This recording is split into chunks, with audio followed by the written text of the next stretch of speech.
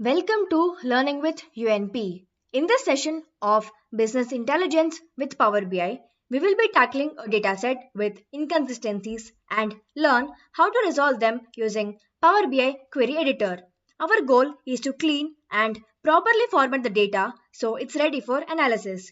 Specifically, we'll focus on handling missing values, duplicates, and inconsistencies. Majorly, we'll focus on handling missing values, converting text columns into appropriate data types, and performing calculations. Let's go through the dataset and work through these transformations step by step.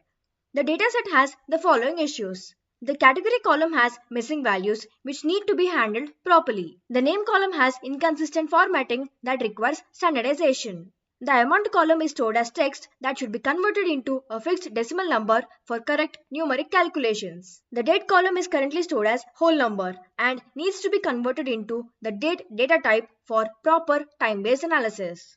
Let's address each of these issues, ensuring smooth continuity as we work through the entire dataset. We will start with category column, which has missing values. These missing values need to be filled up to ensure proper categorization. In Power BI Query Editor, the best way to handle this is to first replace the empty cells with null, creating a standard placeholder for missing data. Once the missing values are represented as null, we can then fill the empty spaces by carrying forward the first valid entry, that is housing. Now, let's resolve this issue. To do this, let's go to the Transform tab. First, we need to replace with null. Let's click on Replace Values. A dialog box appears. Value to find is nothing as we are searching for empty cells. And we want to replace the empty cells with null. So let's type null. Click on OK. As you can see here, the empty cells are replaced with null. Now let's try to fill up the values. To do that, right click on the category column. Choose the option Fill. We need to fill up. This fills the missing values with the most recent value below them, that is housing. Now the category column is complete with no missing data. Next, we move on to the name column, where we need to standardize the formatting. Inconsistent capitalization in this column could lead to errors when sorting or filtering the data. Let's resolve this issue now. To resolve this issue, right-click on the name column, choose Transform option, then choose Capitalize each word.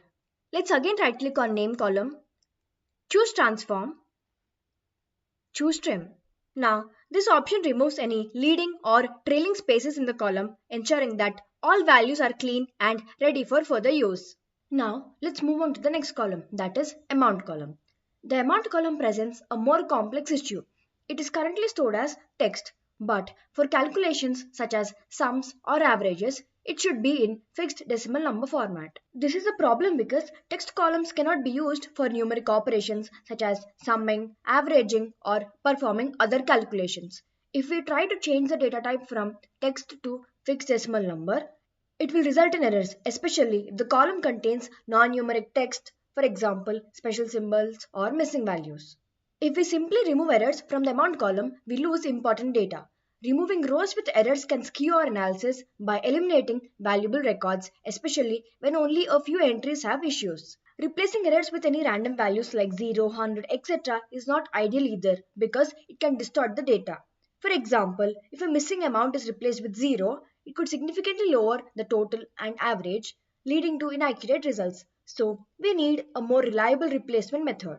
To ensure consistency in the amount column, replacing errors with the mean value is a better approach. The mean is more reasonable and statistically valid value for replacement, as it represents the average amount for the data. To properly handle the amount column and ensure all errors are replaced with the mean value, we'll follow these steps. First, let's create a duplicate table from the main table that contains only the amount column. This helps in isolating the problem without affecting the rest of the data. To do this, let's go to the Queries pane.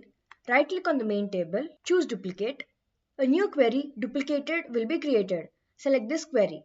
Now, let's remove other columns apart from amount. To do this, we'll select Amount column, click on Remove Columns from the Home tab, click on Remove Other Columns. Now, let's try to clean the amount column. We must remove the rows where conversion errors occurred. In order to remove errors, right-click on the amount column, click on Remove Errors. As you can see here, there are no errors now. Now, let's calculate the mean of the amount column. In order to calculate the mean of the amount column, let's go to Transform tab, click on Statistics. Mean is also known as average, so click on Average. Here is the average value of the amount column. Now, let's rename this duplicated query as average amount. In order to rename, right click, choose rename, average amount. Enter. Now, let's return to the main query. In the main query, we will replace the errors in the amount column with a random value. Let's say 0 temporarily. To replace, right click, choose replace errors. We'll replace with 0 as of now. Click OK.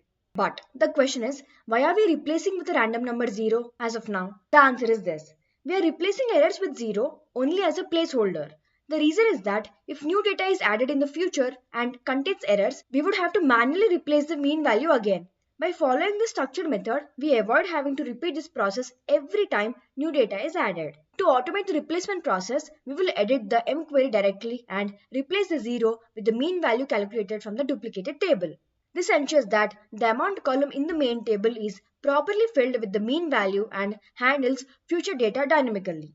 In order to do that, let's click on Advanced Editor option in the Home tab. The M query is open. Now we will find the line where errors are replaced with 0. So here is the value.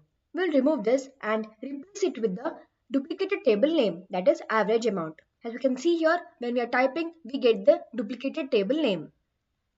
Click on Done.